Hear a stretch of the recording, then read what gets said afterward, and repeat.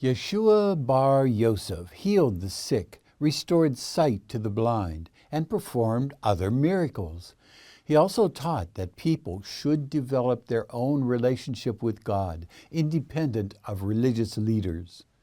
His name has changed pronunciation over time until it evolved into the pronunciation we use today, Jesus. People are revisiting Yeshua's teachings with the realization that he was not a God who insisted that people worship him. Instead, he revealed messages that will make a difference for humanity if we hear and learn from them. In this series of videos, I present his teachings as written in the Gospel of Thomas, which have been borne out by what we're learning today from communication with people in the afterlife about the nature of this life and the next.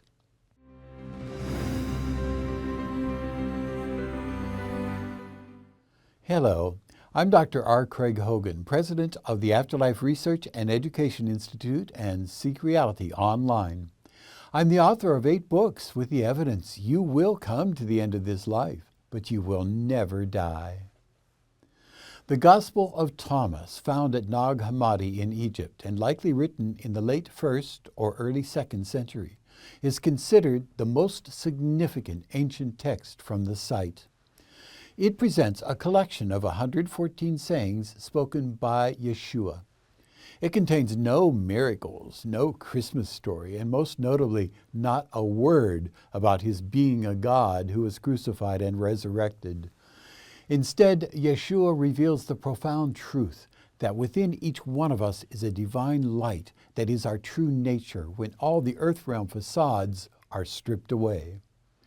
As long as we do not realize this divine nature, we remain trapped in the material world that seduces us into ignorant beliefs about life and the afterlife.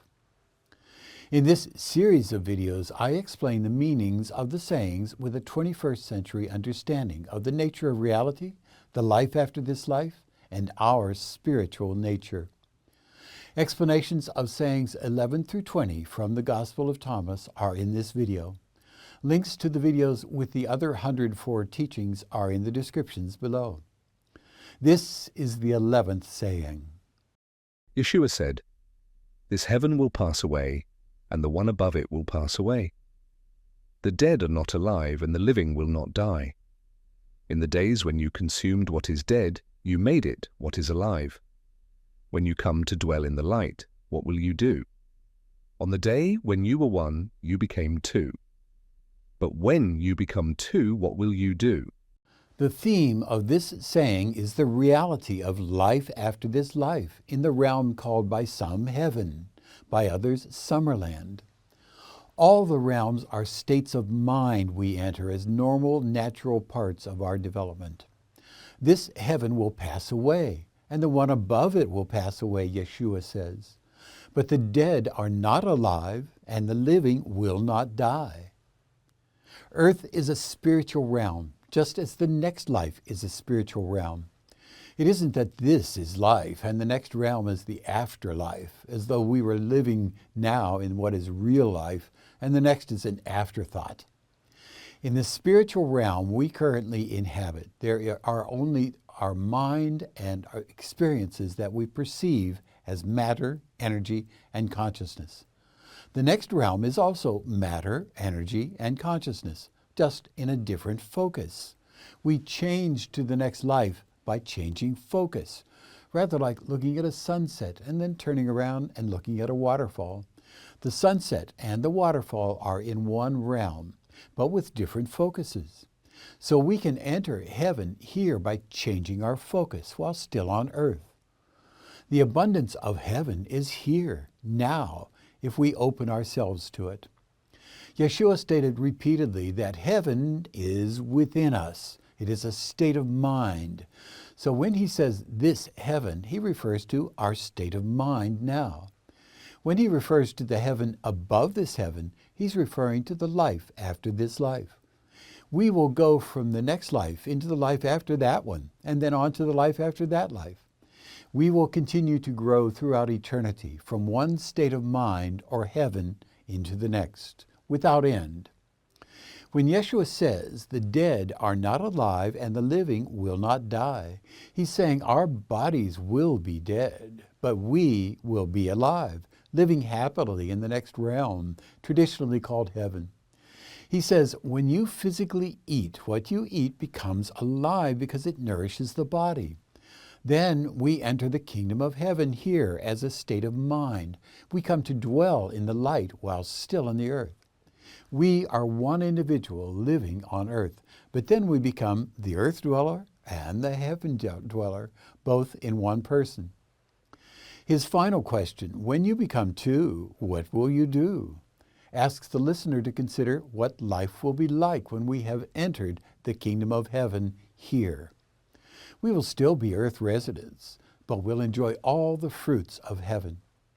He's asking the listener to consider what life will be like for them when they live with heaven as part of their nature. That goal of our lives is what he leaves the listener with in this saying. When we attain that goal now, we will live life in love, peace, and joy with all others, a heaven on earth. The disciples said to Yeshua, "We know that you will depart from us. Who is to be our leader?" Yeshua said to them, "Wherever you are to go to James the righteous, for whose sake heaven and earth came into being." James the righteous, or James the just, was Yeshua's brother on earth. In response to the disciples' question about who their leader will be when Yeshua goes on to the life after this life, he refers to James, but refines his statement by expanding the identity of James from a single person into the symbol of the entire human race, for whose sake we have an earth realm and will have the heaven realm that we all will enter. People often ask us whether the earth will end, perhaps in a conflagration when the sun expands into a red giant as it exhausts its hydrogen fuel and begins to burn helium. In this scenario, as the sun expands, it will engulf Mercury, then Venus, and then Earth. But that's all just part of the scenery of this life, given to us so we can grow in love, compassion, and wisdom. Earth exists in the mind of God, our universal intelligence. Earth and the cosmos are only experiences we have as we grow mentally and spiritually. They do not exist independent of us. There is no earth spinning through an insensate universe of matter and energy. There are only the experiences we have in our one focus we call earth. We're dreaming the same dream together. If no one were having this dream, no one would refer to earth experiences. It isn't that earth would stop existing as a rock in space. It is only that everyone would be having their experiences in other realms. So Yeshua is saying we are having earth experiences because they're being given to us. It is for our sake that heaven and earth came into being. James is being used as the representation of humanity at the point of time after Yeshua's transition to the next realm. The disciples are to go to James to continue bringing Yeshua's message to humanity. Yeshua said to his disciples, "Compare me to someone and tell me whom I am like." Simon Peter said to him, "You are like a righteous angel." Matthew said to him, "You are like a wise philosopher." Thomas said to him, "Master, my mouth is wholly incapable of saying who you are like." Yeshua said, "I am not your master. Because you have drunk, you have become intoxicated from the bubbling spring which I have measured out." And he took him and withdrew and told him 3 things. When Thomas returned to his companions, they asked him, "What did Yeshua say to you?" Thomas said to them, "If I tell you one of the things which he told me, you will pick up stones and throw them at me. A fire will come out of the stones and burn you up." Yeshua intends to teach the disciples truths about his identity and the earth realm. He sets up the teaching by asking them to compare him to someone and explain why they have chosen that person. An opening anyone familiar with experiential learning will recognize as the way to introduce new concepts to trainees. Simon Peter compares Yeshua to a righteous angel and Matthew to a wise philosopher. Thomas dodges the question. Yeshua then begins his teaching. He says he is not their master, meaning he is not in control of their thinking and feeling. Certainly he is not a God. He continues by saying, "You have become intoxicated from the bubbling spring which I have measured out." The disciples have lost sight of Yeshua's teaching because of their awe at his person, what he teaches, and what he does. He withdraws with them to sober them up with teachings that unfortunately are not shared with us. However, we have a clear sense of what he taught them. It is so revolutionary. Thomas says that people would stone him if they heard him voice the teachings. But the truth has life in it, regardless of people's violent reactions to it. Eventually, that truth will consume the listeners and ultimately all of humanity. For us today, those who speak these truths are insulted and demeaned. People throw verbal stones at them. But the detractors don't realize that eventually these truths will inflame the world, as Yeshua stated in another saying. The flames of this revolution in human understanding will burn up the primitive notions of those now throwing the stones because of their ignorance. Yeshua said to them, "If you fast, you will give rise to sin for yourselves, and if you pray, you will be condemned, and if you give alms, you will do harm to your spirits. When you go into any land and walk about in the districts, if they receive you, eat what they will set before you and heal the sick among them. For what goes into your mouth will not defile you, but that which issues from your mouth, it is that which will defile you." Yeshua uses extreme examples to make the point. It suggests that fasting, praying, and giving money to the poor are actions that in themselves have no worth. What is of value is the state of mind of the person.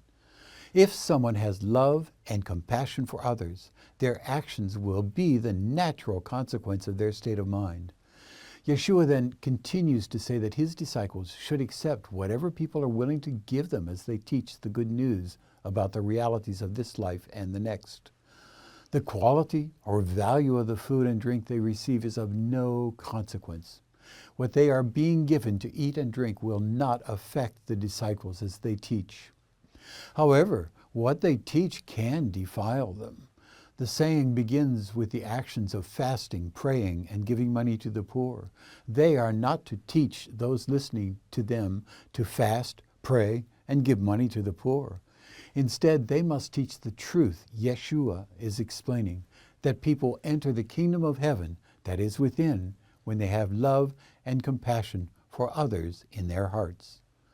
Loving, compassionate words from their mouths are what they have value. They come naturally from their state of being loving and compassionate. Conversely, words that chastise listeners for not following the doctrines, commandments, and restrictions valued by the speaker, condemning listeners for their lifestyles and actions, will defile the speaker. Yeshua said, "When you see one who was not born of woman, prostrate yourselves on your faces and worship him. That one is your father." People are socialized to believe that we are our bodies and the contents of our lives. If someone asks, "Who are you?" we might provide our gender, our name, occupation, citizenship, and other characteristics of our lives in Earth School. We might also say, "I'm Dorothy's son," or "I'm Mike and Mary Carpenter's daughter." But we are none of those things. Who we are is not anything that can be identified with the earth realm, including the identity of a birth mother. We are eternal beings having a temporary physical experience with a body, parents, and personal attributes that are part of the earth realm only. They are parts of the roles we play in this drama on earth. Our eternal self is one with our universal intelligence. It was not born of a woman. That eternal self is our Father. Yeshua is saying our true nature is eternal beings, one with our universal intelligence. We must not get caught up in the affairs of earth. The earth identity is not who we are. Yeshua said, "Men think, perhaps, that it is peace which I have come to cast upon the world. They do not know that it is dissension which I have come to cast upon the earth, fire, sword, and war. For there will be 5 in a house, 3 will be against 2, and 2 against 3, the father against the son, and the son against the father, and they will stand solitary. Yeshua realized that he was bringing truths about life that would sow turmoil. We're seeing that today. We who are dedicated to helping people understand we are eternal beings, having a temporary physical existence, and our loved ones are alive in the afterlife and are anxious to communicate with us, are seen by many as spreading misinformation or committing outright fraud. These views are fueled by media portrayals and society's stigmas, causing dissension. And the Christian church today opposes the understanding of Yeshua's meaning in the sayings. At the same time, factions in the world religions are inciting war and bloodshed. In this passage, Yeshua is saying that his message will spark conflict among nations and within families. If there are 5 in a house, 2 may believe we are eternal beings who will live on after our body dies, and that our loved ones are available to communicate. But 3 may either insist there is no life after this life, or may believe the teachings of a religion, at times with violence and bloodshed. But in the end, those opposing belief systems will stand solitary. There will be no agreement among them. Our challenge is to bring this truth to humankind fearlessly, so eventually all people come to understand and believe it. But the interpretation of Yeshua's teachings presented in the Gospel of Thomas will be actively opposed by institutions within Christianity, Islam, and Judaism. Yeshua said, I shall give you what no eye has seen, and what no ear has heard, and what no hand has touched, and what has never occurred to the human mind. Yeshua knew his message was unique. His teachings in the Gospel of Thomas are being understood for the first time in humanity's history. No eye has seen these teachings, no ear has heard them, and no hand has touched them. His teachings and our growing understanding that we will never die are causing a revolution in our perspective on ourselves and others. Yeshua predicted changes in humanity we are witnessing today. He knew what he was teaching would contribute to the change. The disciples said to Yeshua, Tell us how our end will be. Yeshua said, Have you discovered then the beginning, that you look for the end? For where the beginning is, there will the end be. Blessed is he who will take his place in the beginning. He will know the end and will not experience death. When his disciples asked him what would happen at the end of their lives, Yeshua rebuked them, saying they were asking about the end of this life, but they didn't yet understand why they had begun their lives on earth. Without understanding our beginning, it is impossible to understand what will happen when our lives end. Yeshua ends with the answer to their question. You will not experience death. He was saying we are eternal beings who will never die. At the end of our life, we will transition easily and comfortably into the next stage of our eternal existence. When we know that we began life on earth to learn lessons, grow in love and compassion, and enjoy life, we will understand our graduation into the next life, at the end of this life, which will occur when we have accomplished the goals that we set out to achieve in this life. This message is the same as Confucius' response when asked about death. He replied, How do you ask about death when you do not yet understand life? Yeshua said, Blessed is he who came into being before he came into being. If you become my disciples and listen to my words, these stones will minister to you. For there are 5 trees for you in paradise which remain undisturbed summer and winter, and whose leaves do not fall. Whoever becomes acquainted with them will not experience death. Yeshua is saying that when the listeners become disciples by understanding his words, all of creation will open to them. Understanding the nature of the physical realm, the stones, will bring them to an understanding of why they have incarnated on earth. When they understand, they will realize that they existed before they were born into the earth plane. We came into being in a physical form when we incarnated into earth. Yeshua concludes by repeating what he has stated in other sayings, that a whole realm exists in the next life waiting for us. There are beautiful trees that never lose their leaves because there is no freezing winter. Yeshua concludes by saying that when the disciples understand these truths, they will not fear the death of the body, because there is no death and there are no dead. The disciples said to Yeshua, "Tell us what the kingdom of heaven is like." He said to them, "It is like a mustard seed. It is the smallest of all seeds, but when it falls on tilled soil, it produces a great plant and becomes a shelter for birds of the sky." Yeshua is saying that knowing we are eternal beings who will never die is a simple, easy to understand concept that has profound, life-changing effects. It is like a mustard seed. When people understand the simple truth that we do not die, their lives are transformed. They experience a metanoia, a change of heart and mind, that causes them to view themselves, others, and this world differently. This single seed of understanding that we are eternal beings having a physical experience grows into a magnificent tree of revolutionary changes in our lives. It enables people to live with others in love, peace, and joy. Ultimately, it will allow all of humanity to live in peace and joy.